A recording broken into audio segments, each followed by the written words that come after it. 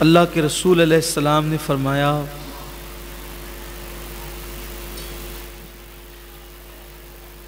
کہ 4 قسم کے لوگوں کی میں شفاعت کروں گا۔ سرکار فرماتے ہیں 4 قسم کے لوگوں کی میں ضرور شفاعت کروں گا۔ فرمایا ضرور شفاعت کروں گا۔ ارشاد فرمایا جو آگے بڑی چیز ہے یہ فرمایا اگر ان لوگوں کے گناہ تمام اولین اور آخرین کے برابر ہوں گے، یعنی ان کے پاپ، ان کے گناہ، ان کی برائیاں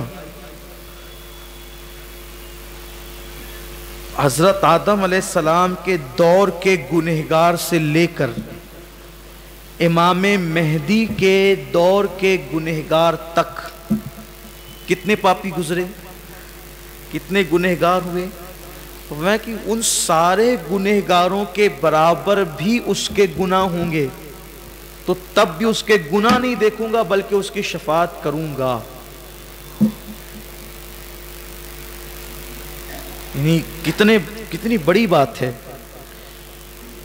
تو پوچھا گیا وہ 4 قسم کے لوگ کون ہیں؟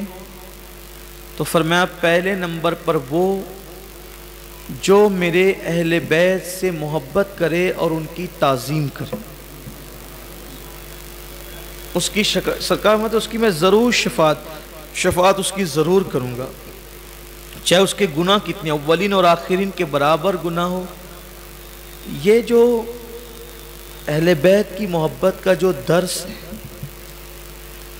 اللہ کے رسول صلی اللہ علیہ وآلہ وسلم بار بار جو فرما رہے تھے نا، وہ یہی اصل میں حضور علیہ السلام کو یہ بات بتا دی گئی تھی کہ آپ کے بعد آپ کی اہل بیت کے ساتھ سلوک کیا کیا جائے۔ جیسے کہ خود حدیث پاک میں آتا ہے کہ جس دن امام حسین کی شہادت ہوئی، جس دن امام حسین کی ولادت ہوئی، تو ولادت کے دن بھی جبریل امین نے آ کے عرض کی کہ یا رسول اللہ اس آپ کے بچے کو آپ کی امت شہید کر دے۔ ایک دن اللہ کے رسول علیہ السلام نے حضور حضرت ام سلمہ کے گھر پہ تھے، ام المومنین حضرت ام سلمہ رضی اللہ تعالیٰ عنہ کے گھر پہ حضور تھے۔ سرکار علیہ السلام نے فرمایا کہ ام سلمہ آج ایک ایسا فرشتہ زمین پہ آنے والا ہے مجھ سے ملنے کے لیے کہ یہ فرشتہ اس سے پہلے کبھی نہیں آیا، یہ فرشتہ پہلی اور آخری مرتبہ زمین پہ آیا ہے اور مجھ سے ملنے کے لیے، اس لیے کسی کو آنے نہیں دینا۔ تو ام المومنین دروازے پر کھڑی ہو گئی، یعنی اندر کی طرف سے، اور کہ بھئی کوئی آئے تو اس کو روک دیں۔ تو حسن اتفاق کہ یہ کہ امام حسین آ گئے۔ جب امام حسین آئے تو انہوں نے ان کو روک لیا، پکڑ لیا، تو وہ رونے لگے۔ جب وہ رونے لگے تو ام المومنین نے چھوڑ دیا۔ اس کی وجہ یہ ہے کہ اللہ کے رسول علیہ السلام اس بات پر سیدہ فاطمۃ الزہرا کو بھی کہتے تھے کہ فاطمہ میرے حسین کو مت رونے دیا کرو کیونکہ وہ روتا ہے تو مجھے تکلیف ہوتی ہے۔ تب امام حسین جب رونے لگے تو ام المومنین حضرت ام سلمہ نے چھوڑ دیا تو یہ دوڑتے ہوئے حضور علیہ السلام کی گود میں جا کر بیٹھ گئے۔ تو اس وقت تو اس فرشتے نے کہا تھا یا رسول اللہ اس بچے سے آپ پیار کرتے؟ آقا نے فرمایا میں ہاں اس سے بہت پیار کرتا ہوں۔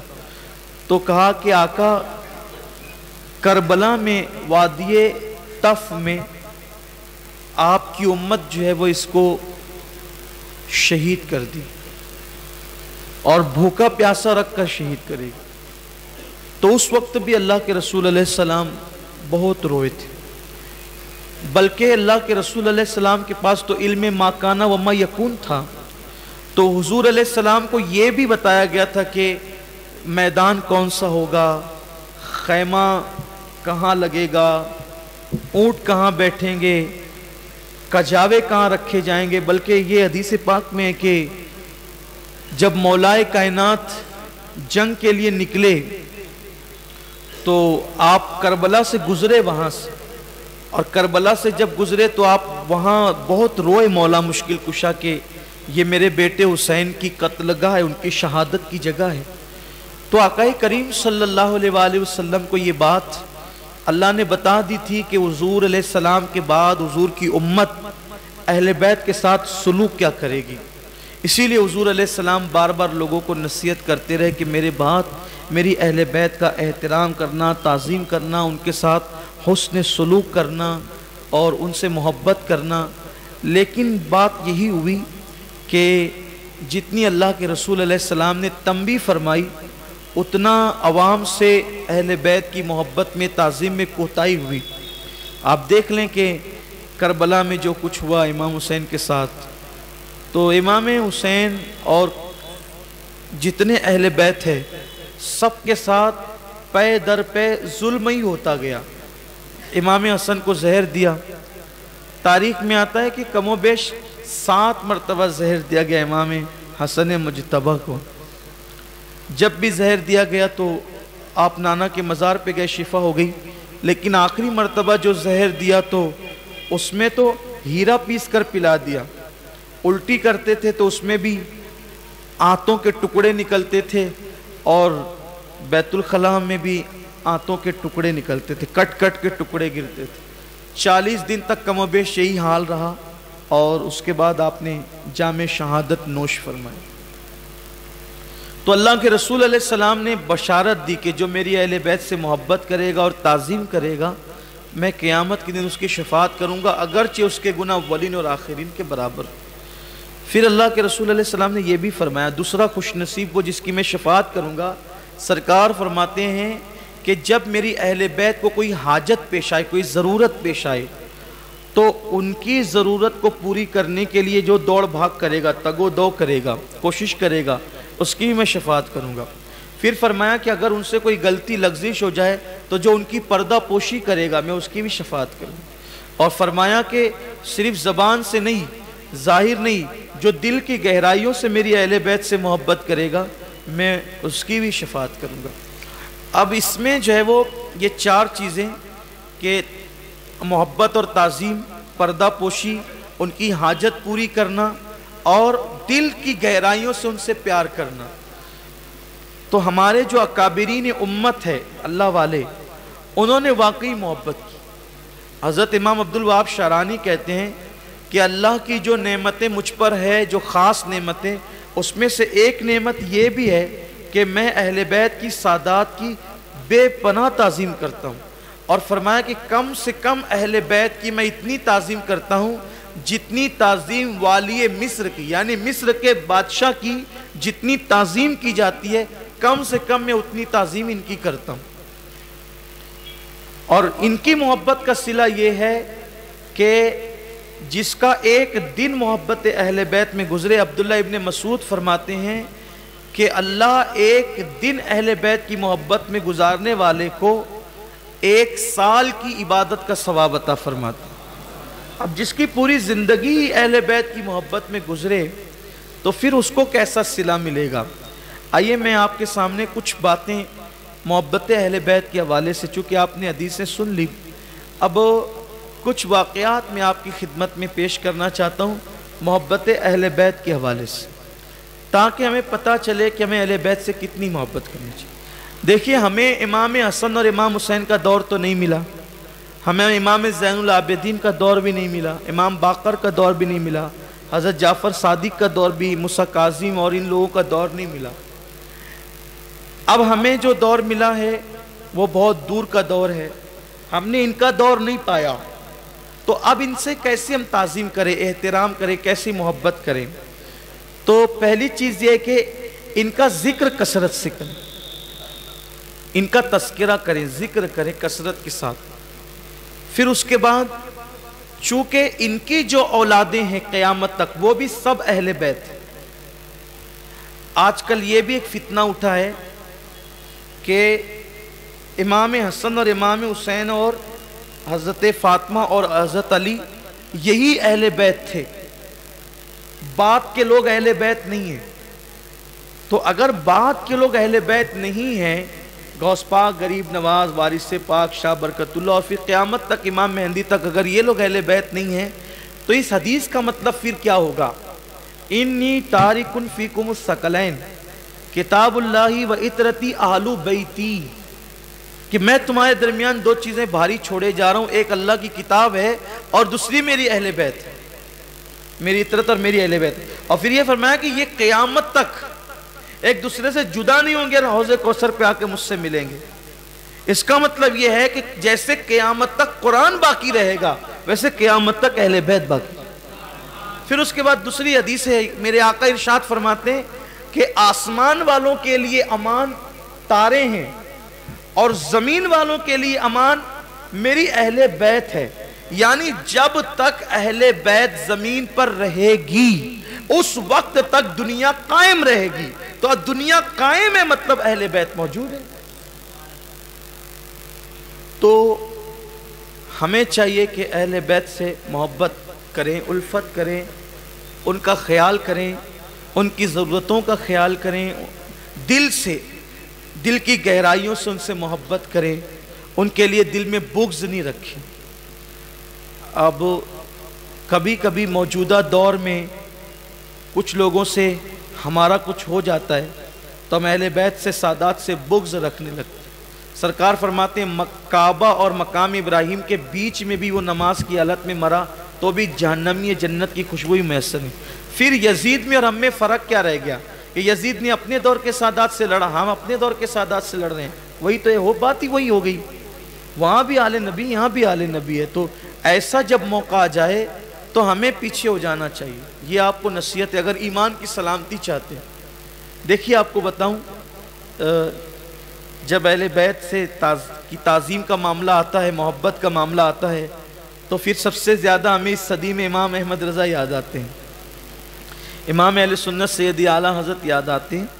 سیدی اعلیٰ حضرت رضی اللہ تعالیٰ کی عادت کریمہ تھی کہ آپ حضور علیہ السلام کی جب میلاد کرتے، سرکار کی میلاد کرتے تو بہت اہتمام سے کرتے تھے، بڑے احترام اور اہتمام سے کرتے. اور آپ کو بھی کہتا ہوں کہ جب حضور کی محفل کیا کریں تو پھر لگنا چاہیے کہ حضور کی محفل ہے. لوگ 50 روپے کی جلیبی مسجد میں بیچ دیتے، کہتے کہ وہ فاتحہ کر دو. حالانکہ کوئی ایسا بھی کرے تو کوئی ناجائز و حرام نہیں، جس کی جتنی حیثیت ہے، لیکن اہتمام ہونا چاہیے. حضور علیہ السلام کی محفل کے لیے اہتمام ہونا چاہیے کہ لگے کہ محفل کس کی. اور بیٹھنے والوں کو بھی احترام ہونا چاہیے جب حضور کی محفل میں بیٹھا کریں. تو امام احمد رضا محدث بریلوی قسم قسم کے کھانے بناتے تھے اور بڑی شان و شوکت سے حضور کی محفل کرتے.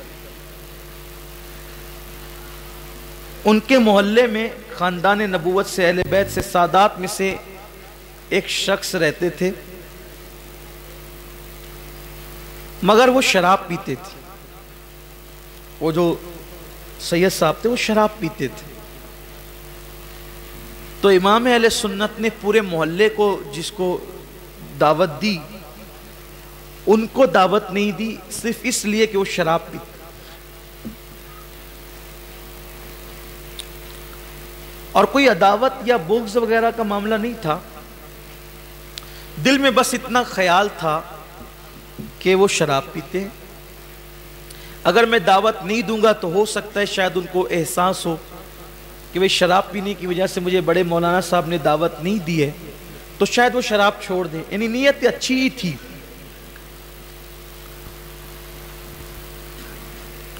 اور اتفاق یہ تھا، حسن اتفاق، کہ وہ غریب بھی تھے، غربت تھی، غربت کے دن تھے. جب کھانے تیار ہو رہے تھے اور لوگوں کی آمد و رفت شروع ہو گئی تو وہ سید زادے کے گھر کی جو چھوٹی چھوٹی بچیاں تھیں انہوں نے اپنی امی سے کہا کہ امی آج بڑے مولانا صاحب کے گھر پر پروگرام ہے. اعلیٰ حضرت کو بڑے مولانا کہا جاتا تھا اس دور میں. کہ بڑے مولانا صاحب کے گھر میں آج پروگرام ہے اور انہوں نے ہمیں نہیں بلایا. تو ان بچیوں کی امی نے کہا کہ ہاں بیٹا ہمیں نہیں بلا, آپ کے نانا کے ذکر کی محفل ہے لیکن آپ لوگوں کو اس لیے نہیں بلایا گیا کہ آپ کے ابا جی شراب پیتے. بچیوں کے دل پہ چوٹ تو لگی, ایسی بات ہے کہ باپ کیسا بھی ہو باپ تو باپ ہی ہوتا ہے. بچیوں کے دل پہ چوٹ لگی ہوگی کہ کاش ہمارے ابا شرابی نہ ہوتے تو ہمیں بھی عزت اور احترام کے ساتھ بلایا جاتا. محفل ہو گئی, لوگ چلے گئے, آئی گئی بات ہو گئی. جب محفل ختم ہوئی, لوگ چلے گئے, امام اہل سنت سوئے, تو آپ نے خواب کیا دیکھا کہ اللہ کے رسول علیہ السلام جلوہ گر ہیں, حضور علیہ السلام موجود, اور وہی سید صاحب جو شرابی تھے وہ بھی موجود, اور ان کے کپڑوں پر کچھ دھبا لگا ہوا ہے, اس کو حضور علیہ السلام اپنے ہاتھوں سے دھل رہے ہیں, اللہ کے رسول علیہ السلام اپنے ہاتھوں سے صاف کر رہے ہیں. تو سیدی اعلیٰ حضرت نے عرض کیا یا اللہ ماں باپ آپ پہ لاؤ یہ کام میں کر دیتا ہوں. تو سرکار نے فرمایا نہیں, چونکہ اولاد میری ہے اس لیے صفائی بھی مجھے کو کرنا ہے. بات بہت بڑی بات تھی, یہ اشارہ بہت بڑی طرف تھا. جیسے آنکھ کھلی بے چین ہو گئے اور صبح کو پہنچے ان کے گھر, اور جا کر کے گھٹنے ٹیک کر ہاتھ جوڑ کر کہتے ہیں سید صاحب مجھے معاف کر, مجھے معاف کر دو. کل کی محفل ہم نے سجائی تھی میلاد کی, لیکن آپ کو دعوت دیتا ہوں آج محفل خاص آپ کے لیے سجے گی, آج محفل خاص آپ کے لیے سجے گی, آپ تشریف لائیں. تو سید صاحب نے کہا بڑے مولانا صاحب آپ مجھ سے معافی کیوں مانگ رہے ہیں؟ دعوت دینے کا نہیں دینے کا اختیار ہر انسان کو ہے, جس کو چاہے بلائیں جس کو چاہے نہیں بلائیں. کہا نہیں, میں نے رات کو خواب دیکھا آپ کے نانا جان صلی اللہ علیہ وسلم کو, اور وہ آپ کے کپڑوں سے لگی ہوئی کچھ دھبے دھو رہے تھے, تو میں نے کہا سرکار میں دھل دیتا ہوں. تو کہا نہیں, اولاد تو میری اس لیے صاف تو میں نے کرنا ہے. تو میں نے یہ دیکھا اور اشارہ سمجھ گیا کہ حضور کا فرمان کیا ہے, اس لیے آپ کو دعوت دینے آیا ہوں, آپ کا دل دکھا تو مجھے معاف کرنا. سید صاحب نے کہا کیا میرے نانا نے یہ کہا کہ اولاد میری ہے, مجھے میری اولاد کہہ کے پکارا؟ کہا واللہ یہی کہا. کہا اگر حضور نے یہ کہا ہے تو آپ گواہ رہنا, آج کے بعد میں کبھی شراب کو ہاتھ نہیں لگاؤں. امام اہل سنت سیدی اعلیٰ حضرت کا یہ معمول تھا کہ جب بھی کبھی آپ جو ہے وہ عید کی نماز ادا کرتے تو نماز عید کے بعد ماں باپ کو سلام کرنے سے پہلے آپ سادات کرام کو سلام کرتے, ان کو عید کی مبارکباد دیتے, اس کے بعد پھر اپنے ماں باپ کو عید کی مبارکباد دیتے. یہ ان کا معمول تھا. امام احمد رضا کی جو ترقی کا راز ہے, جو ان کی مقبولیت کا راز ہے, وہ نبی اور آل نبی سے جو ان کا رشتہ تھا محبت کا, وہ ہے. امام اعظم کو دیکھ لیں, امام شافعی کو دیکھ لیں, یہ جتنے لوگ ہیں جو بڑے بڑے مرتبے جنہوں نے پایا نا, یہ سب لوگوں نے اہل بیت سے محبت کی تو اللہ نے ان کو بڑے مرتبے عطا کیے. آپ دیکھیے حضرت امام اعظم ابو حنیفہ رضی اللہ تعالیٰ کا معمول تھا کہ جب بھی بازار میں پھل خریدنے جاتے تو اپنے گھر میں پھل بعد میں لاتے, پہلے حضور کی اہل بیت کے گھروں میں پھل بھجواتے. یہ ان کا معمول تھا. اپنے لیے کپڑوں کا اہتمام بعد میں کرتے, پہلے حضور کی اہل بیت کے گھر کپڑے بھجواتے. یہ ان کا طریقہ کار تھا.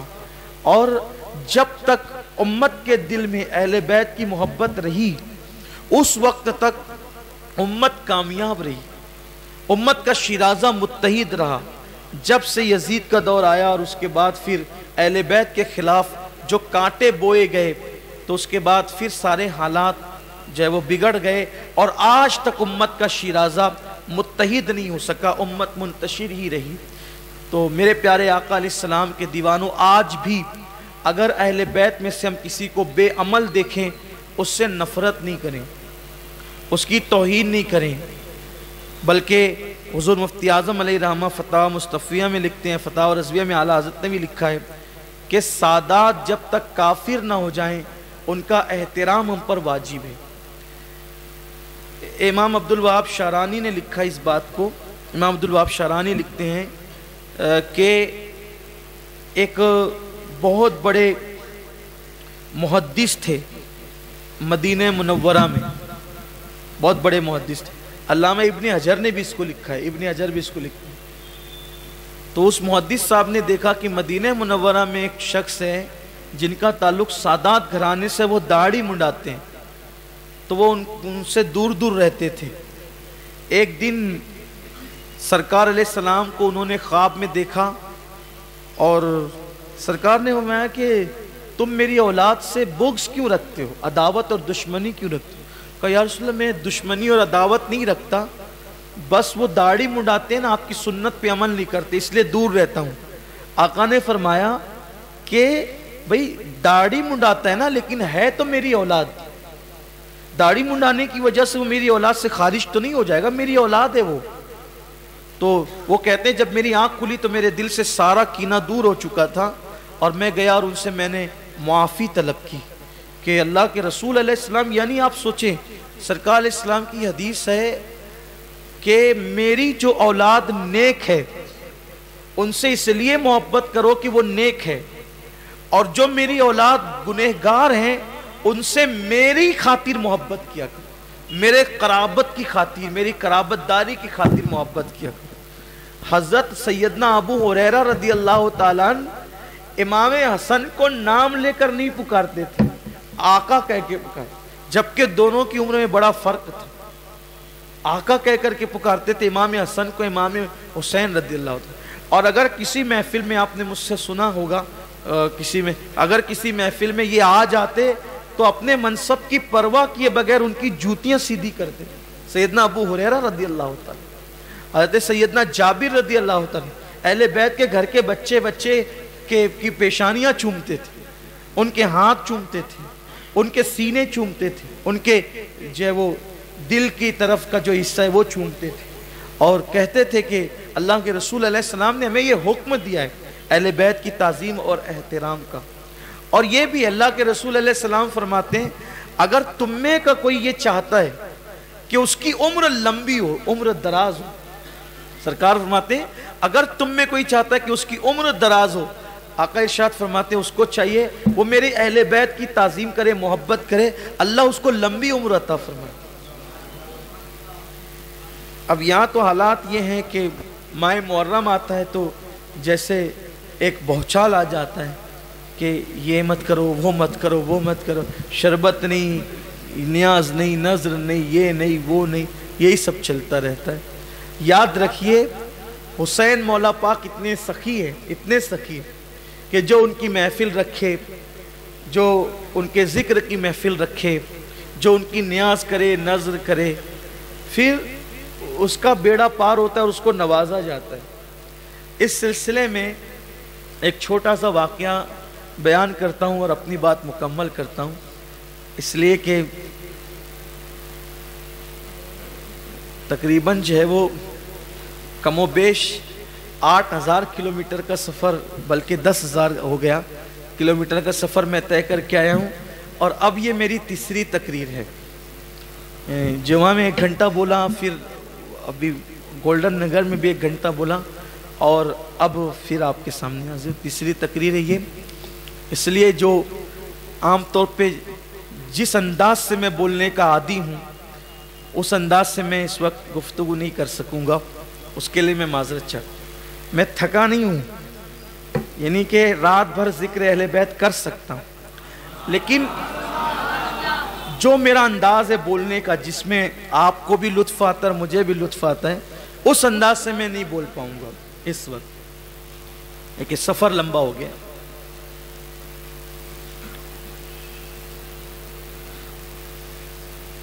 تو بہت سخی ہے امام حسین, جو ان کے ذکر کی محفل, پورا خاندان ہی سخی, پورا خاندان ہی سخی, جو ان کی محفل سجاتے ہیں ان کی مرادیں پوری ہوتی. ہندوستان میں اس واقعے کو غالباً علامہ ارشد القادری علیہ رحمہ نے لکھا ہے. ہندوستان میں ایک مسلمان کا گھرانہ تھا, اور عاشورہ کے دن وہی جو سنیوں کے یہاں نیاز فاتحہ کا اہتمام ہوتا ہے وہ سب اہتمام چل رہا تھا. पड़ोस में एक हिंदू औरत रहती थी। उस हिंदू औरत ने अपनी पड़ोसन से पूछा कि भाभी क्या बात है, आज आपके घर में कुछ अलग सा माहौल लग रहा है। तो उन्होंने कहा कि हाँ, हमारे नबी के नवासे आज मुहर्रम की 10 तारीख है, मैदान करबला में वो शहीद हुए। तो आज हमने उनकी न्यास की शरबत की महफिल रखी है, बच्चों में हम तकसीम करते हैं, लोगों को खिलाते पिलाते हैं। तो उस हिंदू औरत ने पूछा कि भाभी ये बताएं कि ये इमाम हुसैन आपके जो नबी के नवासे हैं, क्या है इनकी, क्या शान है, क्या ख़ानदान ये। तो अब उसने बताना शुरू किया कि हुज़ूर अलैहिस्सलाम की एक बेटी थी और उनके ये बेटे थे। वो बेटी बड़ी सखी थी, उनके दरवाजे पर जो भी मांगने के लिए आता वो कभी इनकार नहीं करती थी, दे देती थी। बल्कि एक ईद के दिन एक औरत आई उनसे मिलने के लिए, ईद का सलाम करने के लिए। तो उसकी गोद में एक बच्चा था, उस बच्चे के कपड़े फटे हुए थे। तो हमारे नबी की बेटी सैयदा फातिमा ने पूछा कि बीबी तेरे बेटे के कपड़े क्यों फटे हुए हैं।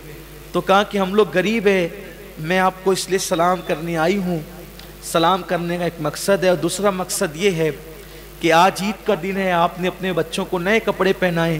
तो नए कपड़े पहनाने से पहले जो कपड़े पुराने आपने अपने बच्चों को पहनाए थे, तो मेरा बच्चा भी आपके बच्चों के हम उम्र है, तो जो उतारा कपड़ा है वो उतारन लेने आई थी कि कम से कम हसनैन का उतारा पहना दूंगी। ईद के दिन फटे कपड़ों से तो अच्छा ही है कि हसनैन का उतारा पहना दूंगी।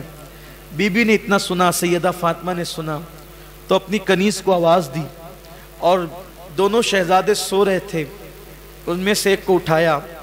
कनीज़ आई तो कनीज़ से फरमाया कि जो कपड़े हमने कल पहनाए थे शहजादे हुसैन को, वो ले आओ। जब वो कनीज़ लेकर आई तो उतने टाइम में जो ईद के दिन कपड़े इमाम हुसैन को पहनाए थे वो उतारे, और वो उतार कर जो नए कपड़े थे वो उस गरीब को दे दिया, और जो पुराने कपड़े थे वो पहना दिया। उस औरत ने कहा मैं नए मांगने नहीं आई थी, मैं तो पुराने मांगने। कहा हमारे घर की रीत यही है कि हम अच्छा औरों को देते हैं और जो कम अच्छा होता है वो अपने लिए रखते हैं, ले जाओ। तो इस तरह की बहुत सी दास्तानें उसने सुनाई, इमाम की सखावत वगैरह वगैरह।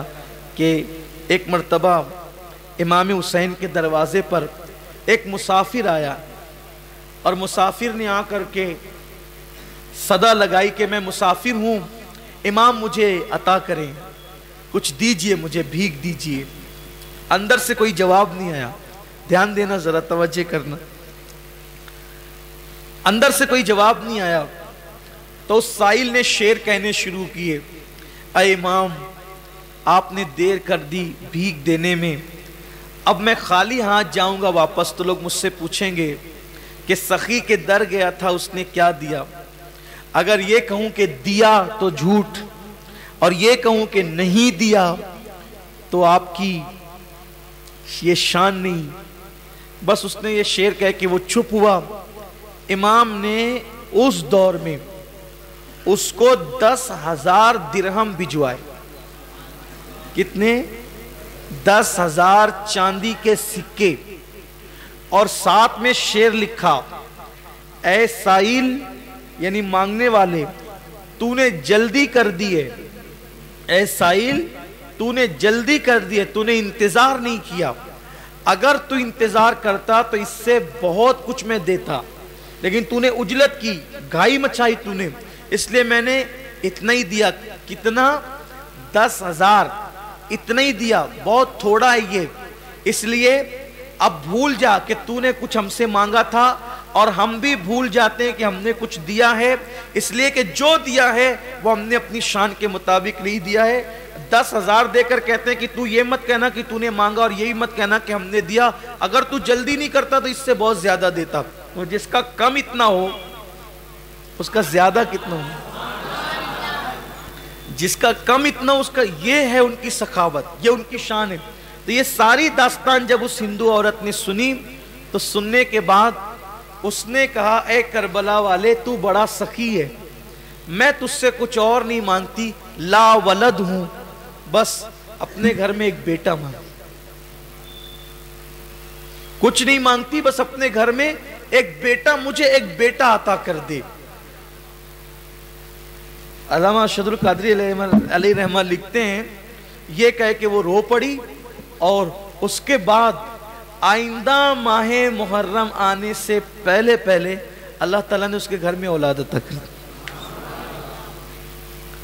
پھر بزرگوں نے کہا، بزرگوں کے اقوال انہوں نے نقل کیے کہ آج بھی، یعنی جب تک کی بات لکھ کہ آج بھی، حالانکہ وہ خاندان برہمن خاندان ہے، مگر امام حسین علی جدی والی سلام کا جیسے ہم لوگ ذکر کرتے ہیں اور ان کا اہتمام کرتے ہیں، وہ لوگ بھی اس کا اہتمام کرتے ہیں۔ ان کا ماننا یہ ہے کہ ہمارے گھر میں جو اولاد ہوئی ہے وہ امام حسین کے صدقے میں ہوئی، اور ابھی بھی امام علی مقام کی یہ کرامت ہے کہ جب ان کی شہادت پڑھی جائے، ان کا ذکر کیا جائے، ان کی محفل سجائی جائے، انسان جو مراد اپنے دل میں لے لیتا ہے، آنے والے سال سے پہلے اللہ اس کی مرادیں پوری فرما دیتا ہے۔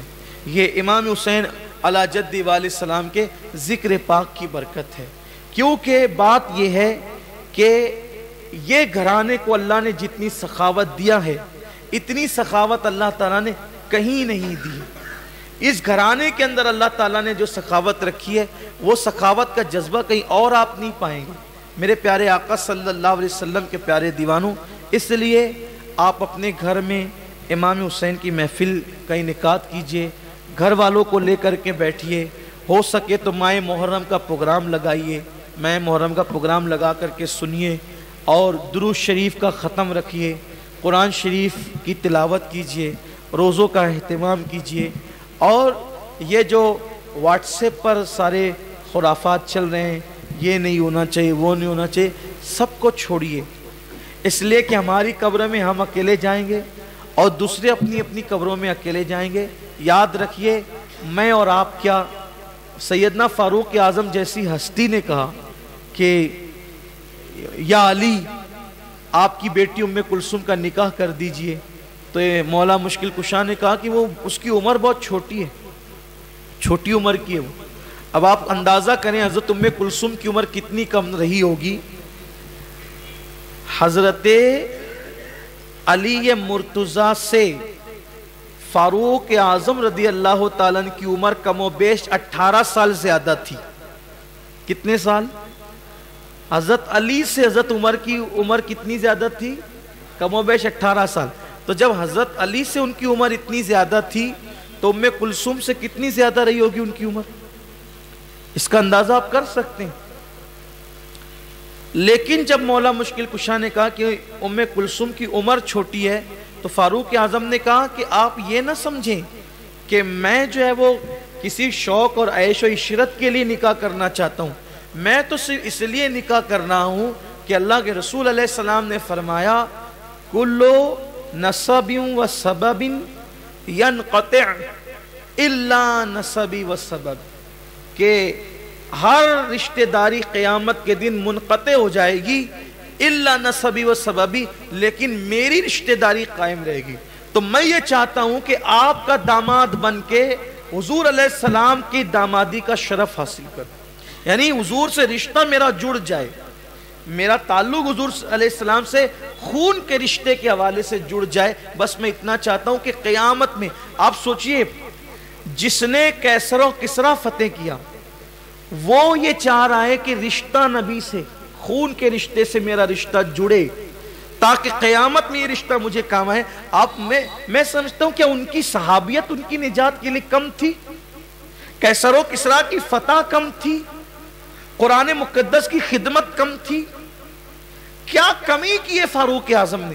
فاروق اعظم اس بطل جلیل کا نام ہے کہ صحابہ کہتے تھے کہ جس دن سے عمر نے اسلام قبول کیا ہے اس دن سے اسلام کو عزت ملی۔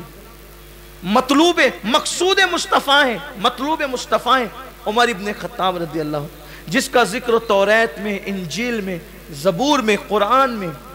آقا فرماتے ہیں کہ اپنی محفلوں کو زینت دو عمر کے ذکر سے، لیکن فکر دیکھو صحابی نجات یا رضی اللہ عنہم و رضوا عنہ جن کے لیے قرآن نے کہا ہے، جن کو حضور نے جنت کی بشارت دی ہے، وہ فاروق اعظم کہہ رہے ہیں کہ ام کلثوم سے نکاح کرو تاکہ حضور کے خاندان سے میری نسبت جڑے اور خون رسول مجھے قیامت کے دن کام آئے۔ تو اس کا مطلب آپ سوچئے، آپ بتاؤ جو خون سے نہیں تھے، خون سے جڑنے کے لیے یہ اہتمام کیا، تو جن کی رگوں میں، حسنین کریمین کی رگوں میں حضور علیہ السلام کا خون ہے، بھئی فاروق اعظم رضی اللہ تعالیٰ ام کلثوم سے نکاح ان کے ذریعے سے رشتہ جوڑے نا۔ حالانکہ فاروق اعظم کی افضلیت بہت ہے، فاروق اعظم رضی اللہ عنہ کی افضلیت بہت ہے، ان کی شان میں احادیث بہت ہیں، کوئی انکار ہی نہیں کر سکتا، لیکن رشتہ جوڑ رہے ہیں ام کلثوم کے ذریعے سے، اور ان کی شہادت تک، بلکہ انہی کے گھر، حضرت ام کلثوم ہی کے گھر میں فاروق اعظم کی شہادت تھی۔ جب آپ نماز کی حالت میں زخمی کیے گئے اور آپ کو لایا گیا ام کلثوم کے گھر میں، تو شہادت آپ کی وہی ہوئی ہے۔ حضرت ام کلثوم اکثر کہتی تھی کہ مجھے فجر کی نماز میں 2 صدمے لگے، ایک تو فجر ہی میں میرے شوہر کو شہید کیا گیا یعنی حضرت عمر کو، اور فجر ہی کی نماز میں میرے ابا مولا علی کو شہید کیا گیا۔ آپ اکثر کہتی تھی کہ یہ فجر کی نماز مجھے بڑی یاد ہے کہ میرے گھر میں 2 حادثے، بڑے حادثے فجر کی نماز ہی میں ہوئے ہیں۔ اکثر لوگ کہتے ہیں نا کہ وہ فلاں دن بڑا یادگار ہے کہ اکثر حادثے میرے اسی دن ہوتے ہیں یا ہوئے ہیں، تو ایسے ہی فرماتی تھی کہ فجر کی نماز مجھے یاد ہے کہ میرے گھر میں 2 بڑے حادثے اسی وجہ سے ہوئے ہیں۔ تو حضرت ام کلثوم سے نکاح کر کے آپ نے اپنا رشتہ جوڑا۔ پھر آپ دیکھیں سیدنا ابو بکر صدیق رضی اللہ تعالیٰ عنہ، حضرت ابو بکر صدیق رضی اللہ تعالیٰ نے جو ہے وہ سیدنا امام محمد باقر کو اپنی پوتی ان کے نکاح میں، سیدنا صدیق اکبر نے امام باقر یعنی صدیق اکبر کے جو صاحبزادے محمد ابن ابو بکر اور عبد الرحمن ابن ابو بکر، وہ دونوں سمدھی ہوئے تھے، اور ان سے جو بچی پیدا ہوئی تھی وہ حضرت سیدنا امام باقر رضی اللہ عنہ کے نکاح میں دی گئی، جن سے حضرت امام جعفر صادق کی ولادت ہوئی۔ تو یہ رسول اللہ صلی اللہ علیہ وآلہ وسلم سے رشتہ جوڑنے کا ان کا اپنا انداز تھا۔ اس سے حضور علیہ السلام کے رشتوں کی اہمیت پتہ چلتی ہے اور آل رسول کی نسبتوں کی اہمیت پتہ چلتی ہے۔ تو اللہ تعالیٰ سے دعا ہے کہ اللہ تعالیٰ ان کی نسبتوں پر ہمیں قائم رکھے، ان کی نسبتیں سلامت رہے۔ ہم تو بہت گنہگار اور گرے پڑے لوگ ہیں، بس اللہ دل میں ان کی محبت رکھے، محبتوں کا چراغ روشن رکھے۔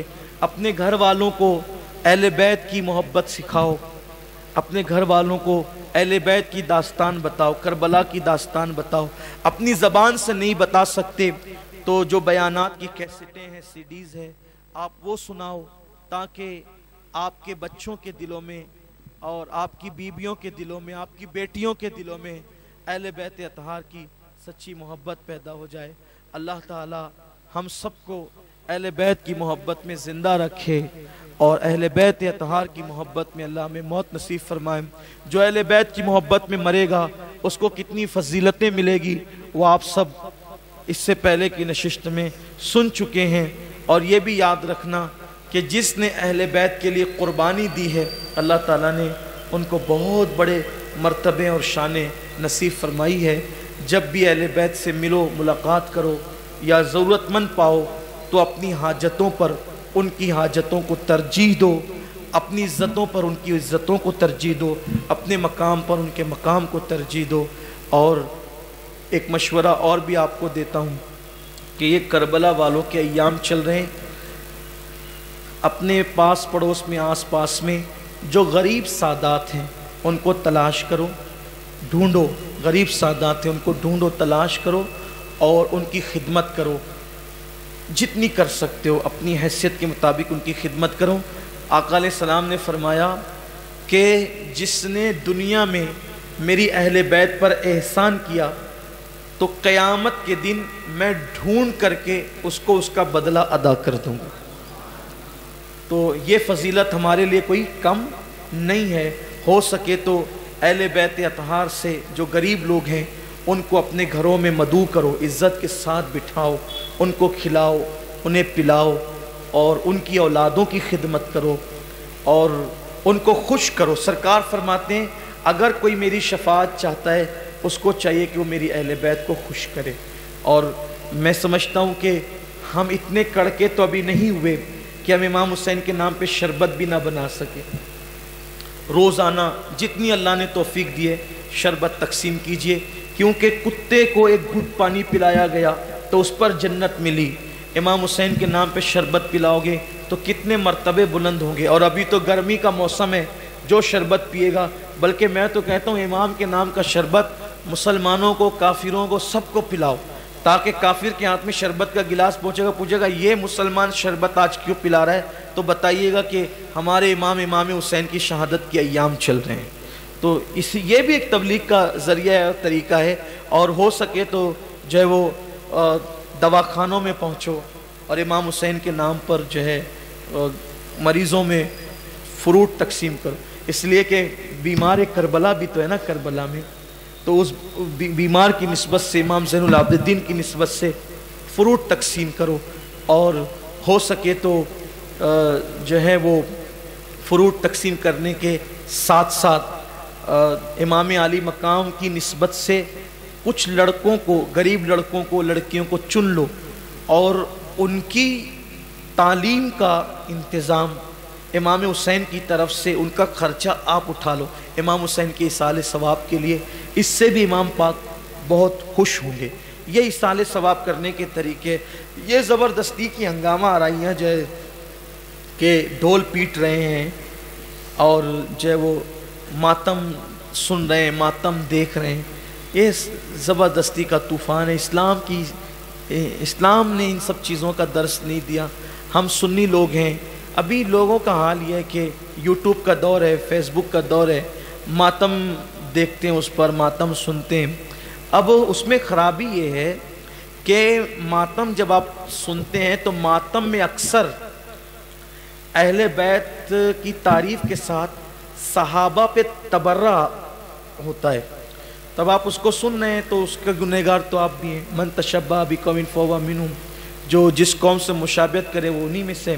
ہمارے یہاں ماتم نہیں ہے، پھر زبردستی ہاتھوں میں کڑے پہنتے ہیں، زنجیر پہنتے ہیں، دھاگے باندھتے ہیں، یہ سب اسلام میں نہیں ہے۔ محبتوں کی علامت یہ نہیں ہے۔ جو محبت کی علامت ہے وہ امام علی مقام کو جب آخری رات دی گئی تو امام علی مقام نے تلاوت کی، نمازیں پڑھی، عبادت کی، تو ان دنوں میں عبادت زیادہ کر دو، ان دنوں میں عبادت زیادہ کر دو، یہ امام علی مقام کی محبت کا تقاضا ہے۔ اور اپنے محلوں میں جو بوری آتے ہیں، رافضی آتے ہیں سینہ پیٹنے کے لیے، ان سے کہہ دو کہ بھئی محبت سے اچھے انداز میں کہ ہمارے یہاں یہ سب نہیں ہوتا، یہ جائیں۔ بہت سارے لوگ تو ان کو بلا بلا کر ماتم کرواتے ہیں، تو کیوں ماتم کرواتے ہیں؟ اپنے محلے میں کیا ضرورت ہے ماتم کی؟ ہم ماتم والے لوگ تھوڑی ہیں۔ اور وہ سینے ماتم کرتے ہیں جن سینوں میں صحابہ کی محبت نہیں ہے۔ الحمدللہ ہم سینہ پیٹنے والے لوگ نہیں ہیں۔ جس سینے میں محبت اہل بیت اور صحابہ ہے وہ پٹنے کے لائق نہیں ہے، بلکہ وہ تو الحمدللہ چومے جانے کے لائق ہے۔ اس لیے یہ سب خرافات سے آپ بچیے، اور جو لوگ یہ سب خرافات کرتے ہیں ان کو بھی روکیے، ان کو بھی منع کیجیے، اپنی ذمہ داری ہے۔ اور ہمارا مسلک اہل سنت و جماعت ہے، اسی پہ قائم رہیے اور اسی پہ قائم رہنے کی لوگوں کو تلقین کیجیے۔ اہل سنت کا ہے بیڑا پار، اصحاب حضور نجم ہے اور ناؤ ہے، عطرت رسول اللہ کی۔ اللہ تعالیٰ مجھے آپ سب کو توفیق بخشے۔ گفتگو کے درمیان اگر کوئی غلطی اللہ معاف فرمائے۔ کل بھی آپ تشریف لائیے، پرسوں بھی آئیے، اور شب عاشورہ کی جو شب ہے اس شب میں پروگرام ختم ہونے کے بعد پھر مرکز پر محفل سجے گی نعت و منقبت کی، اس میں ہم دیر تک انشاءاللہ بیٹھیں گے اور زیادہ تر وقت انشاءاللہ ہم اپنا عبادت میں گزاریں گے۔ یعنی اس رات ہم جو وہ نعت و منقبت اور ذکر امام کر کے کافی وقت اپنا انشاءاللہ امام کے ذکر میں لگائیں گے، تاکہ اللہ تعالی ہمارے دلوں کو زندہ کرے، ہماری مشکلوں کو آسان کرے، ہم سے بلاؤں کو دور کرے۔ اللہ تعالیٰ سے میں دعا کرتا ہوں اللہ مرنے سے پہلے میری یہ مراد پوری کر دے کہ ہمارا پورا شہر اہل بیت سے ایسی محبت کرے جیسے ہمارے نبی چاہتے تھے. ہر جوان شہر کا بچہ بچہ نبی اور آل نبی سے محبت کرے، اور خارجیت اور ناصبیت کے جو جراثیم ہیں اللہ تعالیٰ اس کا خاتمہ فرما دے. وما علینا الا البلاغ. السلام علیکم ورحمۃ اللہ.